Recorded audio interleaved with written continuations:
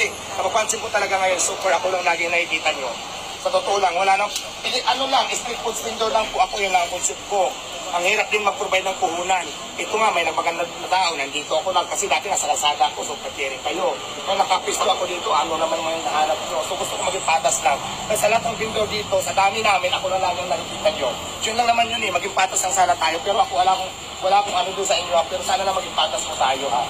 Kasi ako nagpag-complain na ako, pag sinabi ko buwan ganito, ito na naman ganito. Yun lang naman. Yun lang naman. Pero gagawin ko pa rin yun, pag-complain pa rin ako sa inyo. Pero siyempre, at least alam nyo lang yun. Kasi kung hindi na ako papayagan ako na mag-comply ako, so mag-illegal na lang tayo. Kasi ginagawa ko na para maging legal ako. Lahat ng papilyo ko, punta naman ako doon, pag-coordinate naman ako, bakit may closure order pa rin? So, di ba?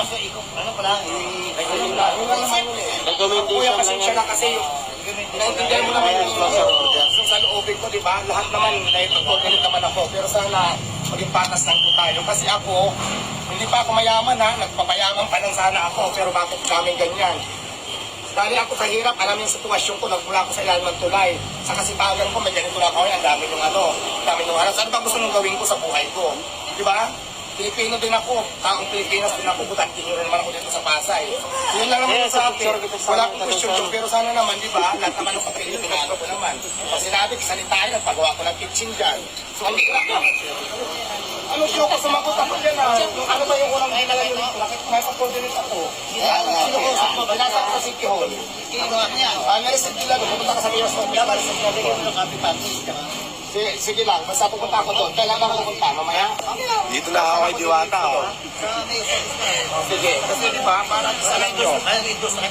Kasi magpo-closure kayo na pag-comply naman ako. Hindi naman tama yung ganun siguro bilang isang mamaya. Saan ba kululong ka na ba gusto nyo mangyari sa buhay ko? Yun lang naman yun Kasi ako, lahat ng sinasabi nyo pag-comply po ako, lahat ng sinasabi nyo, lahat ng requirements na kailangan natin, pag-coordinate naman po ako sa inyo. Tapos nakakalungkot lang kasi may closure ako. Baka sa dami ng vendors, ako lang lagi nakikita nyo. Ito ba dito ng malalaking tindahan dyan? Mayroon bang mga Mukhang ipapasarang ng mga ata sa Diwata sa akin. Yun naman sa akin kuya, maging patas lang po sana tayo. Ako wala akong question doon, pero sana naman lahat nyo na lang. Kasi ako naman lahat ng pinupupay ko, kung sinasabi nyo meron, lalo ko naman.